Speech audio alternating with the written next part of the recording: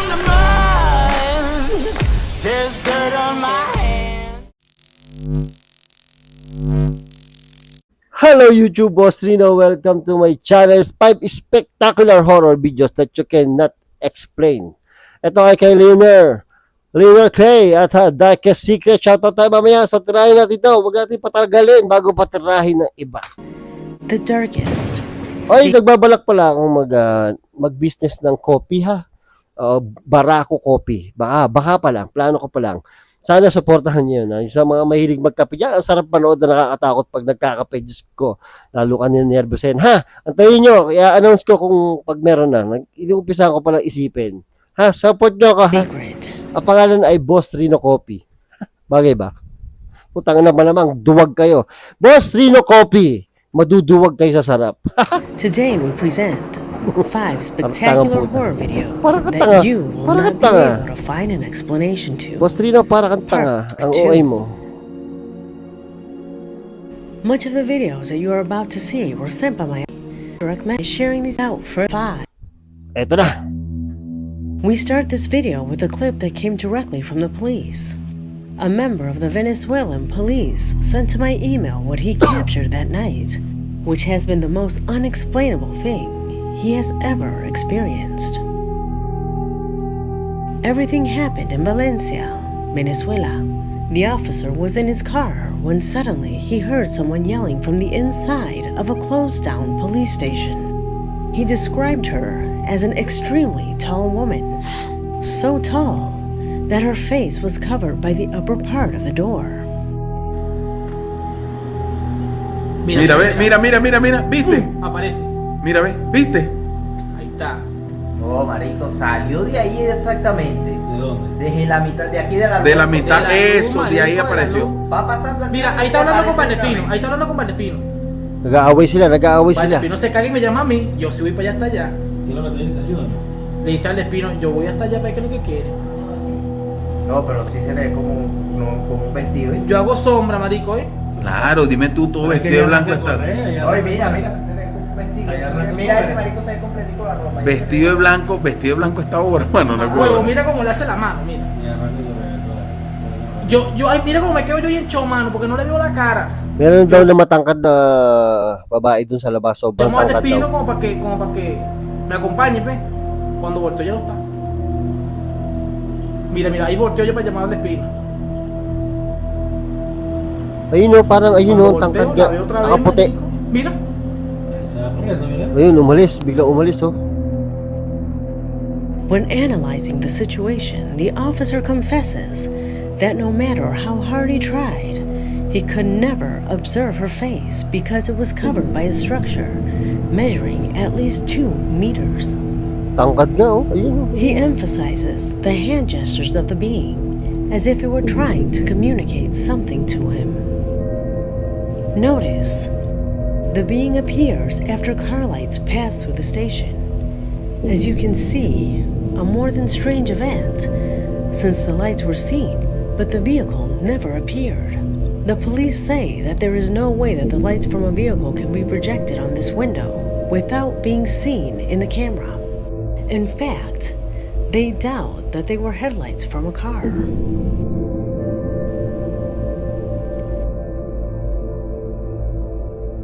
Nakakatakot naman yun. Later, they Ayun oh, checked ayun the oh, ayun oh, lights. ayun oh. It was closed. It was a warehouse. The only entrance and exit door is the one you see on screen. However, there it was, a faceless being who, according to the officer, was over 2 meters tall. Is it a ghost?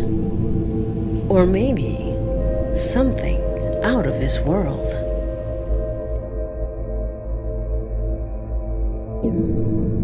Number 4. Hindi natin masyado aninag, pero ako, nakita ko kung ano sinasabi niya Sana nakita nyo rin, no, yung, ito, yan, nasa gitnang yan. Yan di ba? Imagine niyo, di ba? Para siyang babae na mahaba buhok, nakaputi, pero walang muka.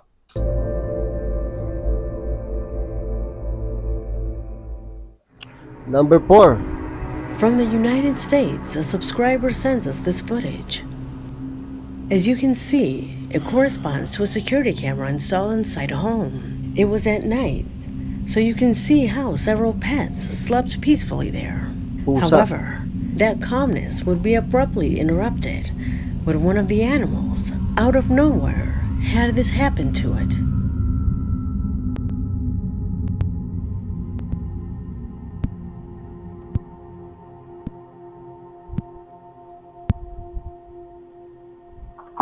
Boom! Boom! Boom! Putang ina, ano yun? Ano yun?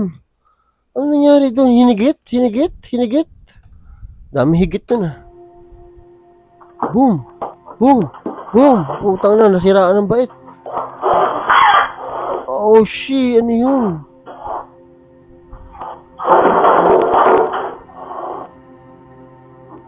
Ang daming pusa no? Parang parang may humigit sa kanya, tapos parang may sumasakal sa kanya, no? Takot. Suddenly, the cat seems to be hit with force by something that is never seen on the Boom! screen. Putang ina, An boom! event that even Boom! surprised the other animals that were in the living room of the home. In fact, the strange incident woke up the homeowners, who at the time were sleeping in their room, realizing this worrying moment. We all know that cats sometimes engage in somewhat strange behaviors, but this really seems like a blow. It seems that something or someone kicked this poor animal. What could have attacked Puta, that nakakatakot cat? to, gago. So far, it Kawawa yung continues pusa, eh, oh. being a mystery. Boom! Boom! Boom! Patang ina mo. Kawawa, oh. Tingnan nyo, ayan, parang hawak-hawak pa rin dyan. Ayan, namimilipit pa rin. Number 3. Grabe, nakakatakot siya. Sa bahay pa nangyari. The following footage corresponds to an unfortunate reality that exists in many Central American countries, where shootings and attacks on homes have become a daily occurrence. Such a situation was experienced in Santo Domingo, the capital of the Dominican Republic, where an assailant, in an irrational act, entered a home shooting repeatedly, leaving as consequence the unfortunate loss of a 4-year-old girl, Oh! a fact that shocked the entire country. However, during the robbery, an unexplainable incident was seen through the security camera. Pay attention. Yan nakakabwisit yung may mga nadadamay na sibilyan, lalo pag bata pa.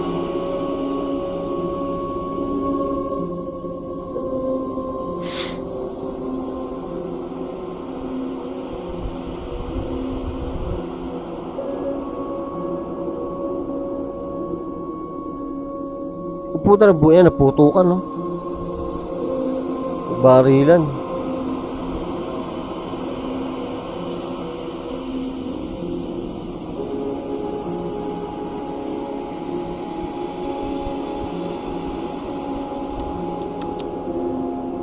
Biglang naglabasan yung mga tao, no?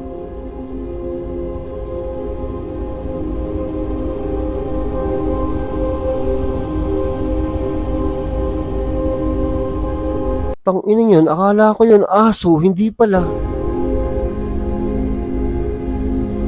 Akala ko yung aso.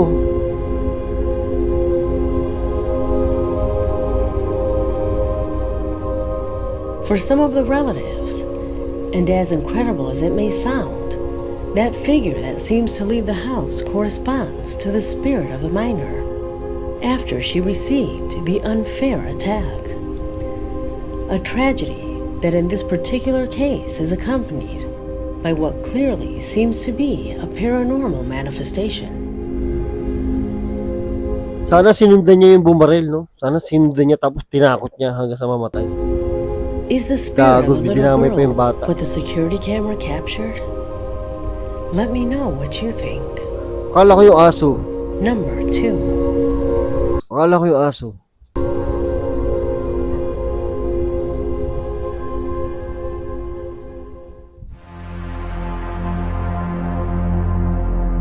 Taylor Vasquez, a user of the TikTok platform, who like so many other brave ones, dared to use Randonautica, That application that we have already shown several times on this channel.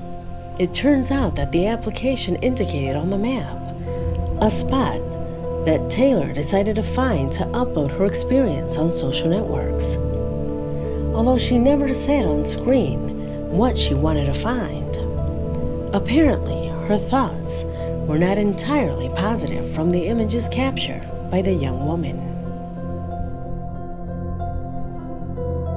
So I keep seeing that Randonut thing all over TikTok and I really want to try it out. So I just downloaded the app and I found a location that's like 1.5 miles by my house. So I'm gonna go check it out and see if I can see. Alright, so I think I gotta go this way down a creek. Ang nakakatakot kahit ano, no? Kahit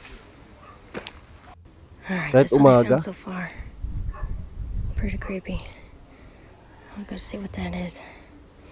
Okay, so I just opened up Oh, one of the shit. photos and it's whatever the fuck that is. Then we have the parang one of ano, the- no? Merong parang bata yung isang maliit na huli-huli nung parang witch ba to? Ano? photos and it's whatever the fuck that is. Then we have these random three. This one's it's your birthday with the snowman with I don't know. And these two I just put together. It's like play with me. Alright, I think it was just my imagination. I think I'm just hearing shit, but I'm trying to read these. I swear I'm friendly. Play with me. So I just Puta, ano hiked yun? a mile back to that random nodding spot. Brought a flashlight as a weapon this time. As you can see, there's no one around me. I'm trying to go quick so that I don't waste too much time. The spot's right up there. I had to go. There was too much water on the other side, so I had to find a way back. So there's the cave. And then there's more of those fucking drawings. Okay, these drawings are creepy as fuck. I feel like I should Daming just grab drawing, them all really nakakatakot. quick. If they have messages on them. 'Cause Ayun, then, patay, may like, star. those look like symbols. I'm just Parang may narinig ako. so that maybe this can help me figure out what they mean. Maybe there's meaning to them. Gago, ba't dinampot mo? There's a fucking notebook. I'm taking that too. Wala, ba't dinampot mo? Patay ka. Look at these. I don't really see anything else. So like, Until now, she doesn't know who left those disturbing drawings there. What she is sure of is that despite going to this place alone, she always felt the presence of something that was watching her at all times. A haunting presence.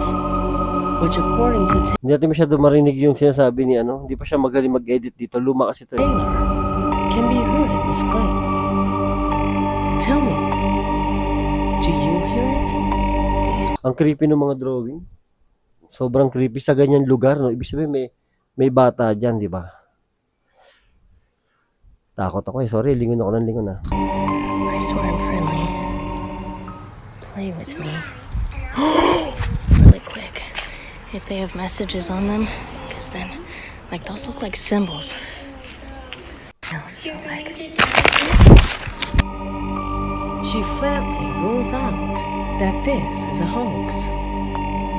There's no doubt that it is a disturbing experience, which through these drawings give a dark story discovered by this girl. Number 1. Number 1 na tayo. Nakakatakot yung creepy. And the video with which we end came to me thanks to Ezequiel Samuel, a subscriber who from Switzerland dared to tell me about the shocking occurrence that some neighbors are experiencing inside the residential complex where they live. It all started one night when one of the residents who was returning home from work was faced with an extremely terrifying event. It was approximately 12 o'clock at night when out of nowhere she began to hear someone calling her. Ang ina, nakakatakot eh. 12 o'clock night daw. Tinan niyo yung oras ko, 12. Ina, bakit nagkakataon yan? A weak voice, 12:13, so malapit lang, di ba? indistinguishable if it was male or female. What did distinguish itself were the barking of the dogs. They all began to bark in unison. The woman rushed into her home to avoid any incident. The following night, a new event shook the community when 3 cats that no one knew were found dead in the middle of the street. These events aroused fear among the community, who immediately hired the services of a guard to protect the security of the complex. This is how the third night arrived. The first with a security guard working at night that had passed without major news. However, that prevailing silence was interrupted with the barking of dogs that began to be heard in the distance. Already aware of what had happened previously, the guard took out his cell phone and cautiously arrived at the location. It was like this: while recording the surroundings, his eyes would witness something that he will never forget. Tang, ng dilim.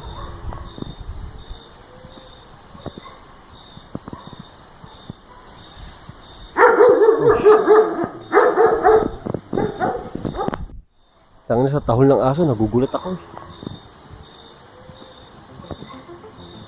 Yan, no? Puti, no? Oh. Sabay tahol ng aso.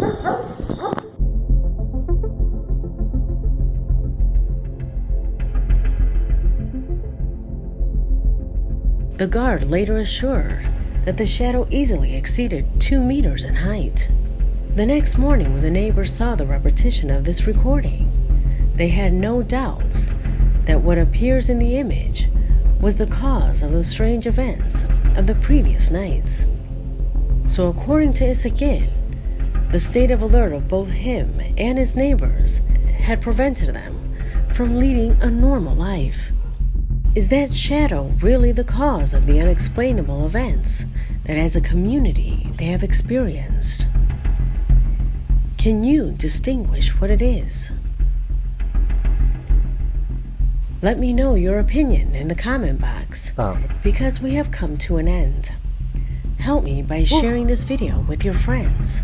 Let's not allow these videos to be forgotten. Grabe yung sa ano? Grabe yung sa pusa, no? Grabe yung sa puta. Tsaka yung sa puta. Sa pusa. Grabe. Takot ako. Stusi na kasi. So ito. Shoutout tayo mga tol. Mga katakot. Mga katakot. Shoutout. Hindi pa ako sanay ah. Shoutout tayo mga takot. Mga takot. Ito. Camille Caballeron. Shoutout sa iyo. At from Antipolo si Camille. So shoutout. Salamat kay Calix Malonzo, ride safe daw ako sa pagbabike. So shoutout din kay Tyron Advincula de los Reyes, haba ng pangalan mo tol. At shoutout kay Angelito Mbien. Boss Rino, natuwa ang anak ko, hindi sa palabas mo, sa cellphone mo. Miss namin palabas mo. Shoutout sa Angelito Mbien at sa anak mo. So shoutout kay Jerome Ibarrete. Shoutout sa iyo pare. Salamat sa follow sa TikTok. Ha? Shoutout kay Aldren Jubi Labajo. Sipag mag-comment ito. Shoutout kay Commander. Commander ano ka? Commander Putik. At shoutout kay Nick Joseph Vlog. Shoutout kay Ron Mabs. Uy, ilang beses ka na. Shoutout kay Albert Marquez. Shoutout kay JP Sumala. Shoutout kay Brian Lee Obado. At shoutout kay Sherry Ann Argiles. At shoutout kay Philip Manalo. Yon. Shoutout sa inyo. Maraming salamat sa panonood. Antayin niyo yung copy ha. Baka matuloy yung copy ko. Boss Rino Copy. So yun, maraming salamat sa panonood. At hanggang sa muli. I came from the mud.